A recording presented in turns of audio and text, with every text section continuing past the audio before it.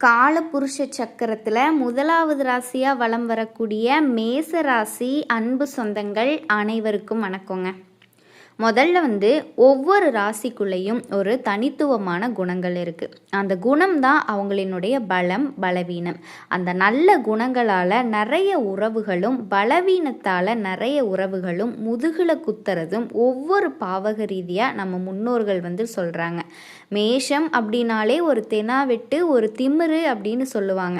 இல்லை, மேசராசிக்காரரை ஒருத்தர் பகைச்சிக்கிட்டா வாழ்க்கையில் திரும்ப அவங்கக்கிட்ட மன்னிப்பு கேட்குற வரைக்கும் விடவே மாட்டாங்கன்னு சொல்லுவாங்க இல்லையா. இந்த குணம் சில பேருக்கு பிடிக்கும். அந்த மேஷத்தோட திமிரும் தெனாவிட்டும் தைரியமும் நம்பிக்கையும் ஆளுமை திறனும் நிறைய பேர்த்துக்கு பிடிக்கும். எப்படின்னு சொல்லட்டுமா? மேஷம்னா செவ்வாய், மேசத்தில் தான் சூரியன் உச்சம் பெறாரு. ஒரு காவல் அதிகாரியை பார்த்துட்டு ரொம்ப சோர்ந்த நிலையில் பரிதாபமாக பேசினா உங்களுக்கு பிடிக்குமா? ஒரு சினிமாவில் கூட ஒரு அதிகாரியாக வரும்போது, ஒரு ஐபிஎஸ்ஸாக வரும்போது அந்த கம்பீர நடையோட முறுக்கு மீசையோட அப்படி தொப்பி வச்சுட்டு ஸ்டைலாக நடந்து வந்தால் சல்யூட் அடிக்கிறாங்க இல்லையா. அதுதான் மேசம். ஏன்னா இங்கே செவ்வாய் அங்கே தைரியமாக போல்டாக இருந்தால் மட்டும்தான் நிறைய பேர்த்துக்கு பிடிக்கும். ஆளுமை செலுத்தினா இவர் என்னப்பா அரசியல்வாதி கிட்ட போய் சொல்கிறோம், அவர் எதுவுமே கண்டுக்க மாட்டேங்கிறாரு, ஒரு ஃபோனில் எடுத்து அப்படி பேசி ஒரு பிரச்சனையை சால்வ் பண்ணி வச்சிட்றாரு, நம்மளுப்பா செஞ்சு வச்சிருவாரு அப்படின்னு சொல்கிறது நிறைய பேர்த்துக்கு பிடிக்கும். அதே நேரத்தில் மேஷத்துக்கு இன்னொரு குணம் இருக்குது. இவ்வளவு ஆளுமை செலுத்தினாலுமே நியாயம் தர்மம் எந்த பக்கம் இருக்கோ அந்த பக்கம் கூப்பிட்டு அரவணைக்கிற குணமும் இருக்குது. அப்போ இதெல்லாம் பிடித்த நபர்கள் இவங்களை சுற்றி இருப்பாங்க. இவங்களை நம்புனாங்க அப்படின்னா, அவங்களுக்கு உதவி செஞ்சாங்கன்னா, அவங்களினுடைய குடும்ப விருத்திக்காக நன்மைகளை செஞ்சால் இவங்க வாழ்க்கையில் வெற்றி பெறலாம். அப்படி மேச ராசிக்கு ராசியாதிபதியாக சொல்லக்கூடிய செவ்வாய் என்ன உறவு முறைகள் ஞானிகள் சொல்கிறாங்க அப்படின்னா, இரத்த சம்பந்தம். பொதுவாகவே மேசம் அப்படின்னாலே தன்னோட பாரம்பரியம் குலப்பெருமை, நான் இன்னாரு, எங்கள் அப்பா இன்னாரு, எங்கள் அப்பாவுக்கு எங்கள் அப்பா இன்னாரு, எங்கள் தாத்தா இன்னாரு, என் குடும்பம் இப்படிப்பட்ட பாரம்பரியம் கொண்டது, என் குடும்ப கௌரவத்தை நான் காப்பாற்றணும், அதுக்காக நான் வாழணும் அப்படின்னு சொல்கிற வைராக்கியம் அவங்கக்கிட்ட இருக்கும். பாரம்பரியமாக குறிப்பிட்ட குலதெய்வத்தை கூட எக்காரணத்தை கொண்டு மறக்க மாட்டாங்க, விட்டு கொடுக்க மாட்டாங்க. தன்னோட பாரம்பரிய கலாச்சாரத்தை கடல் கடந்து போனாலும் அங்கே போய் நிலைநிறுத்துவாங்க. இன்றைக்கும் பாருங்கள், மலேசியாவில் இந்த சஷ்டி அன்னைக்கு போய் பார்த்தீங்கன்னா முருகப்பெருமானினுடைய அந்த திருவிழா கோலாகலமாக கொண்டாடப்படுது. அப்போ எந்த ஊருக்கு போனாலும் தன்னோட பாரம்பரியத்தை எடுத்துகிட்டு போகிற முதல் ராசி, முதன்மை ராசி மேசராசி. அப்போது இரத்த சம்பந்த உறவுகள் அதில் முக்கியமாக சொல்லக்கூடியது சகோதர கிரகம் அப்படின்னு சொல்கிறாங்க. அந்த சகோதரன் ஒருத்தன் வந்துட்டா சும்மாவே ஒரு ஃப்ரெண்ட்ஷிப்பில் கூட அண்ணன் தம்பி பங்காளி அப்படின்னு பழகிட்டா தன்னோட உயிரையும் கொடுப்பாங்க. அந்த சகோதரனுக்காக பஞ்சபாண்டவர்கள் கொண்டு காத்து நிற்பாங்க. அந்த இடத்துல ஒரு அர்ஜுனனா, ஒரு தர்மனா, ஒரு சகாதேவனா நிற்கக்கூடிய தைரியமும் துணிவும் மேசத்துக்கிட்ட தான் இருக்குது. ஒரு பிரச்சனைனா எக்காரணத்தை கொண்டு விட்டுட்டு போக மாட்டாங்க. அப்போ இது பலம். அப்படி நீங்கள் சகோதரரா யாரா உங்களை அண்ணன் தம்பி ஒரு பாசம் வைக்கிறாங்களோ அதை கண்டுபிடிச்சிருவாங்க. அவங்க கிட்ட இவங்க சொல்லக்கூடிய உதவி இவங்களுக்கு மேன்மையை தரும். அடுத்தது மேசம் 5ஆம் இடம்னு சொல்லக்கூடிய சூரியன்.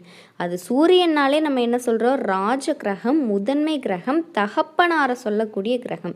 அப்போ அப்பானா உயிரை விட்டுருவாங்க, அப்பாவுக்கு ஒன்றுனா துடிச்சு போயிடுவாங்க, அப்பா இல்லைன்னா வாழவே பிடிக்காது. அப்பாவினுடைய எல்லா குணங்களையும் எல்லா சாயல்களையும் அவர் சட்டை எடுத்து போத்திக்குவார். இது எங்கள் அப்பா கொடுத்தது, இது எங்கள் அப்பா வாங்கி கொடுத்தது அப்படிங்கிற ஒரு அட்டாச்மெண்ட் மேஷத்துக்கிட்ட இருக்கும். அப்பா வழி உறவுகளை மதிப்பாங்க. சித்தப்பாவையே அப்பான்னு கூப்பிடுவாங்க, சித்தப்பான்னு சொல்ல மாட்டாங்க, அதை கட் பண்ணிடுவாங்க. அப்பாவுக்கு அடுத்த நிலை வாங்கப்பா, பெரியப்பாவை அப்பான்னு கூப்பிடுறது, இது எல்லாமே அவர்கள் நல்லா இருக்கணும்னு நினைக்கக்கூடிய உறவுகள். அவங்க கிட்ட இவங்க நல்ல முறையில் நடந்துக்கணும். அவங்களினுடைய பிளஸ்ஸிங்ஸ் ஆசீர்வாதம் இவங்களுக்கு எப்பவுமே இருக்கணும். அவங்கள பகைச்சிக்க கூடாது. அவங்களுக்கு ஒரு பிறந்த நாளா, அவங்களுக்கு ஒரு முதுமையில் அவங்க ஏதாவது துன்பப்படுறாங்களா, அவங்களுக்கு ஒரு மருத்துவ உதவி தேவைப்படுதா. ஏன்னா செவ்வாய் அப்படிங்கிறது மேசம், அஸ்வினி குமாரர்களினுடைய அந்த அஸ்வினி நட்சத்திரம் அங்கே இருக்குது. மருத்துவத்தை குறிக்கக்கூடிய ஒரு ராசி செவ்வாய் அப்படிங்கிறது, ரத்தத்தை சம்மந்தப்படுத்தக்கூடிய ஒரு ராசி. அப்போது மருத்துவ உதவிகளை தன்னோட தகப்பனார்கிட்ட வர்க்கங்களுக்கு செய்கிறதன் மூலமாக மேசம் அப்படிங்கிறது உறவுகளால் புண்ணியம் கண்ணியமடையும். அடுத்தது பார்த்தீங்கன்னா 9ற்குடைய பாக்கியாதிபதினு சொல்கிறாங்க. குரு இந்த மேசராசியில் பிறந்தவங்களை பார்த்தீங்கன்னா நிறைய போலீஸ் நண்பர்கள், இராணுவ நண்பர்கள் ஃப்ரெண்ட்ஷிப்பாக வச்சுருப்பாங்க. யூனிஃபார்ம் சர்வீஸ் இருக்கக்கூடிய எல்லாருமே மேசத்தை பார்த்தா ஒரு சல்யூட் அடிப்பாங்க. நீங்கள் மேசராசியில் ஒருத்தர் பிறந்திருக்கிறாருன்னு சொன்னால், காவல் நிலையத்தில் ஒரு பிரச்சனைன்னு சொன்னால் அவரை கூப்பிட்டு அவரை கம்பீரமாக பேசி சமாளிப்பாங்க. அங்கே உள்ள காவலாளியா பங்காளி அப்படின்னு பேசக்கூடிய அந்த அதிகாரியை கூட அண்ணன் தம்பி உறவு முறை கொண்டு அழைக்கக்கூடிய பண்பு மேசத்திற்கு இருக்குது. ஆணாக இருந்தாலும் பெண்ணாக இருந்தாலும் அசால்ட்டாக ஹேண்டில் பண்ணுவாங்க, பயப்படாமல் ஹேண்டில் பண்ணுவாங்க, தைரியமாக பேசுவாங்க, தன்னம்பிக்கையோடு பேசுவாங்க. இவங்க ஒருத்தவங்களை நம்புகிறாங்க அப்படின்னா இவங்களையே யாருமே ஏமாற்ற மாட்டாங்க, பயப்படாமல் ஹேண்டில் பண்ணுவாங்க, தைரியமாக பேசுவாங்க. ஏன்னா சூரியன் அங்கே உச்சம் பெறதுனால அதிகாரிகளினுடைய நட்பு இவர்களிடத்துல ஈஸியாக கிடைக்குது. ஸோ இவங்க அதிகாரிகளை அன்பாக பார்த்துக்கிறதும், நல்ல நாள் அப்படி சொல்கிறேன் இல்லையா, சுப நாட்கள், திருவிழா நாட்கள், தீபாவளி, பொங்கல், இந்த மாதிரி நாட்களில் யூனிஃபார்ம் சர்வீஸில் இருக்கக்கூடிய நபர்களுக்கெல்லாம் பெரிய உதவிகள் செய்கிறது மூலயமா புண்ணியத்தை சேகரிச்சுக்கலாம்.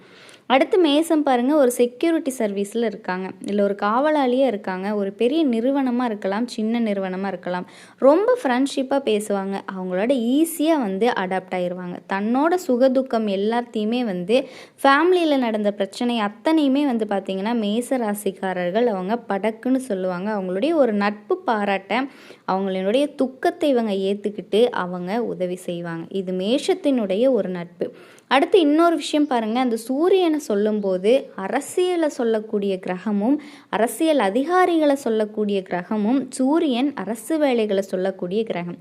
அப்போது மேசராசிக்காரர்கள் பெரும்பான்மையாக அரசியல்வாதிகள் இடத்துல பெரிய நட்பு வச்சுக்கிறாங்க.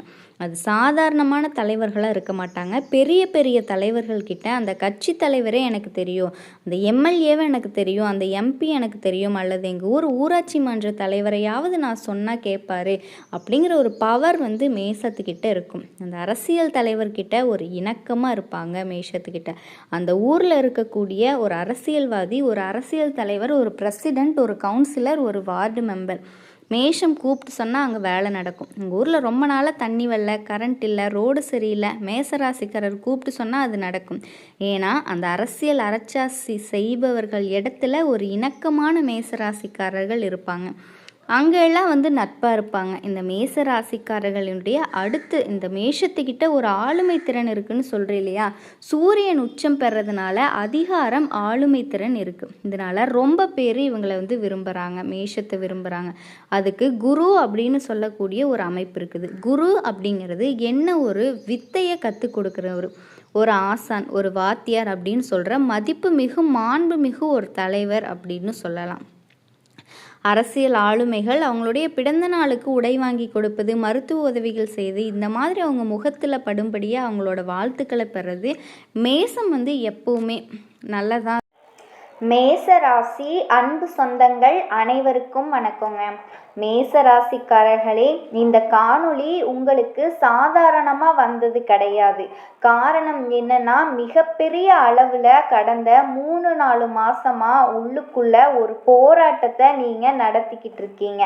வெளியில் எல்லாமே அமைதியாக இருப்பது போல இருக்கலாம், ஆனால் உள்ளுக்குள்ள ஒரு கேள்வி உங்களை தினமும் தட்டி எழுப்பிக்கிட்டே இருக்கு. நான் இவ்வளவு முயற்சி செய்கிறேன், ஆனாலுமே என்னோட வாழ்க்கை இன்னும் நிலையாகவே இல்லையே, என்னோட நேரம் எப்போதான் ஆரம்பிக்க போகுது, எனக்கு நல்ல நேரம் எப்போதான் வரப்போகுது. சில நேரத்தில் கோபந்தான் வருது, சில நேரங்களில் விரக்தி நிலைக்கு போயிடுறீங்க, சில நேரத்தில் எல்லாத்தையுமே விட்டுட்டு எங்கேயாவது போயிடலாம் அப்படிங்கிற ஒரு எண்ணமும் உங்களுக்குள்ள தோன்றிக்கிட்டே தான் இருக்கு. ஆனால் ஒரு விஷயம் மட்டும் தெளிவு, உள்ளுக்குள்ள ஒரு மாபெரும் காட்டு தீ எரிஞ்சிட்டு இருக்குது அப்படிங்கிறது. நான் சாதிக்கணும் அப்படிங்கிற உறுதி தினமும் உங்க மனசுல எழுந்துக்கிட்டே தான் இருக்கு. அந்த அக்னி சுடருக்கான நாட்கள் தான் இனி வரக்கூடிய நாட்கள் மிகப்பெரிய திருப்பு முனையா உங்களுக்கு அமைய போகுது. இப்ப நான் சொல்ல போற இந்த ஒரு விஷயம் உங்களுக்கு அதிர்ச்சியா தான் இருக்கும். கண்டிப்பாக இதை கேட்டு முடிக்கும்போது நீங்கள் உங்களுக்குள்ளேயே சொல்லுவீங்க, இதுதான் என்னை மாற்ற வந்த நேரம் அப்படின்னு. ஏன் அப்படி நடக்கும்? என்னதான் மாற்றம் வரும்? அதற்கான ஒரு முக்கிய ரகசியந்தாங்க இந்த காணொளியோட கடைசியில் நான் சொல்ல போகிறேன். அதனால் கண்டிப்பாக இதை முழுமையாக பார்த்து நீங்கள் பயன்பெறுங்க. உங்களுக்கு நல்லது மட்டுமே நடக்கும். வாக்கிய பஞ்சாங்கத்தின்படி மேச ராசிக்கு கிரகநிலை ரொம்ப தீவிரமாக இருக்குது. உங்களுடைய ராசி அதிபதியான செவ்வாய் உங்களுக்குள்ள செயல், துணிவு, தீப்பொறி ஆகியவற்றை அதிகரிக்கிறாரு. சனி என்ன செய்ய போகுது அப்படின்னா பொறுமையை சோதிக்கும், அவசரப்படாம இருக்கிறதுக்கு கற்றுக் கொடுக்கும். குரு மெதுவா உங்களுக்கு தேவையான எல்லா வரங்களையும் ஒன்னொன்னா தந்தே தீரும். இந்த 3 சக்திகளும் சேர்ந்து உங்களோட வாழ்க்கைய முதிர்ச்சி பெற வேண்டிய நிலைக்கு தள்ளுதுங்க. அதனால இப்போ வரக்கூடிய நாட்கள்ல இருந்து நீங்க அமைதியாவே இருக்க முடியாது. உள்ளுக்குள்ள ஏதோ ஒரு மிகப்பெரிய மாற்றம் வரப்போகுது அப்படிங்கிற உணர்வு உங்களுக்குள்ள தோன்றிக்கிட்டே இருக்கும். சில விஷயங்கள் தாமதமாகும். சிலர் உங்களோட பொறுமைகளை ரொம்ப சோதிப்பாங்க. சில சூழ்நிலைகள் உங்களை யோசிக்க வைக்கும். ஆனா இது எல்லாமே தடை இல்லை. இது உங்களை வலிமைப்படுத்தக்கூடிய ஒரு காலம் அப்படின்னு நீங்கள் நினைக்கணும். உங்களை சோதிப்பதற்காக அல்லங்க, உங்களை தயார் செய்ய போகுது அப்படிங்கிறத ஞாபகம் வச்சுக்கோங்க. மேச ராசிக்காரர்களே, ஒரு முக்கியமான சூழ்நிலை உங்கள் வாழ்க்கையில் வரும். அந்த நேரத்தில் நீங்கள் தான் சரி அப்படின்னு தெளிவாக முடிவெடுக்க முடியும். உங்கள் நிலைப்பாடு தவறு கிடையாது. உங்களோட கருத்து உண்மைதான். ஆனால் அதே நேரத்தில் மன்னிப்பு கேட்க வேண்டிய சூழ்நிலைகளும் உருவாகும். இதுதான் இனி வரக்கூடிய நாட்களோட முதல் அதிர்ச்சி. நான் ஏன் மன்னிப்பு கேட்கணும்? நான் தான் எந்த தவறுமே செய்யலையே அப்படிங்கிற ஒரு கேள்வி மனசுக்குள்ள எழும். அப்போ நீங்க சுயமரியாதையை காப்பாற்ற விரும்புனீங்க அப்படின்னா உறவு பாதிக்கப்படும். உறவை காப்பாற்ற நினைச்சீங்க அப்படின்னா உங்களோட சுயமரியாதையை கொஞ்சம் தள்ளி வைக்கணும். இப்போ நான் தான் சரி அப்படின்னு பிடிவாதம் பிடிக்கக்கூடிய காலம் கிடையாது. ஏன்னா இனி அடுத்தடுத்து வரக்கூடிய நாட்கள் அதே நபர் உங்களுக்கு எதிர்பாராத ஆதரவாக நிற்க போகிறாரு. இப்போ நீங்கள் அமைதியாக எடுத்த முடிவு அடுத்த வரக்கூடிய நாட்களில் பலன் தரும். இப்போ உங்களோட தாழ்மையை கற்றுக் கொடுக்குற விஷயம் சில நேரங்களில் தலையை குனிவது போல தோல்வி அல்லங்க. அதாவது தலையை குனிகிறது தோல்வி கிடையாது. அது மாபெரும் வெற்றிக்கான முதல் படி. மேசம் அப்படின்னாலே அக்னிக்கு சமம். அதனால உங்களினுடைய மன ஆற்றல் அதிகமாக இருக்க போகுது. சின்ன தாமதத்தை கூட உங்களால பொறுத்து கொள்ளவே முடியாது. மெதுவா செயல்படுறவங்களை பார்த்தாலே எரிச்சலா ஆகும். உங்களுக்கு தேவையில்லாத வாக்குவாதங்கள் உண்டாகிறதுக்கு வாய்ப்பு இருக்குதுங்க. ஆனா கவனமா கேளுங்க, இது உங்களினுடைய பலவீனம் கிடையாது. இது உங்ககிட்ட இருக்கிற அதிகமான ஆற்றல். அந்த ஆற்றலை நீங்க சரியா பயன்படுத்தல அப்படின்னா அது உங்களுக்கு கோபமா வெளிப்படும். தமிழ் வாக்கிய பஞ்சாங்கத்தின் படி இது உங்களுக்குள்ள இருக்கக்கூடிய பலத்தை சேர்க்கக்கூடிய காலகட்டம். இப்போ உங்க எதிர்வினைகளை கட்டுப்படுத்தினீங்க அப்படின்னா மட்டும்தான் இனி வரக்கூடிய நாட்கள்ல உங்க செயல்களுக்கு இரட்டிப்பு பலன் கிடைக்கும். கோபம் வந்த உடனே பதில் சொல்ல வேண்டாம். ஒரு நிமிஷம் அமைதியா இருங்க. அமைதி இப்போ உங்களுக்கு மிகப்பெரிய ஆயுதமா இருக்க போகுது. அதை நினைவுல வச்சுக்கோங்க. இப்போ உங்களோட வேகத்தை மெதுவா கட்டுப்படுத்த உங்களுக்குள்ள கற்றுக் கொடுக்கும். அந்த கட்டுப்பாடு மட்டும்தான் உங்களுக்கு அடுத்து வரக்கூடிய நாட்கள்ல வெற்றியா மாறும். கவனமா கேளுங்க. இப்ப இருக்கக்கூடிய உடனடி பணவரவு உங்களுக்கு அதிகமா இருக்காது. சில தொகைகள் தாமதமாகலாம். சில வாய்ப்புகள் தள்ளி போடப்படலாம். எதிர்பாராத உயர்வு உடனே வராம இருக்கலாம். இதனால மனசுல ஏமாற்றம் வரலாம். ஆனா இந்த வரக்கூடிய இனி நாட்கள்ல நீங்க எடுக்கக்கூடிய ஒரு சின்ன முடிவு இனி உங்களோட வாழ்க்கையோட 2ஆம் கட்ட பாதையை மாற்ற போகுது. அவசரப்பட்டு வேலையை மாற்ற நினைக்காதீங்க. சோர்வாகி தொழிலை மூட நினைக்காதீங்க. இது விட்டுட்டு ஓடக்கூடிய காலம் கிடையாதுங்க. கவனிச்சு திட்டமிட வேண்டிய காலம். ஏன் அப்படின்னா இனி வரக்கூடிய நாட்கள், அதாவது இன்னும் 2-3 மாதம் கழிச்சு எதிர்பாராத பண ஓட்டம் உருவாக போகுது. அந்த வரவு இப்போ நீங்கள் காட்டிய பொறுமைக்கான பலன் அப்படிங்கிறத நினைவில் வச்சுக்கோங்க. இப்போ வெற்றியை உங்களுக்கு தரலை அப்படின்னா, ஆனால் அந்த வெற்றிக்கான அடித்தளத்தை நிச்சயமாக உங்களால் போட முடியும். அடித்தளம் ஆழமாகவும் வலுவாகவும் இருந்துச்சு அப்படின்னா அதன் மேலே நீங்கள் கோட்டையவே கட்டலாம். இப்போ உங்களுக்கு ரொம்ப நெருக்கமான ஒருத்தரால் சின்ன ஏமாற்றம் ஏற்படலாம். அவர் காதல் துணையாக இருக்கலாம், அல்லது நெருங்கிய நண்பராக இருக்கலாம், குடும்பத்தில் ஒருத்தராக கூட இருக்கலாம். அந்த நபர் கூறிய ஒரு வார்த்தை உங்களை பாதிச்சிருக்கலாம். அவர் எடுத்த ஒரு முடிவு உங்களை மன உளைச்சலுக்கு ஆளாக்கி இருக்கும். அந்த நொடியில் ஏன் இப்படி செஞ்சாங்க அப்படிங்கிற கேள்வி உங்களுக்குள்ளே எழும்.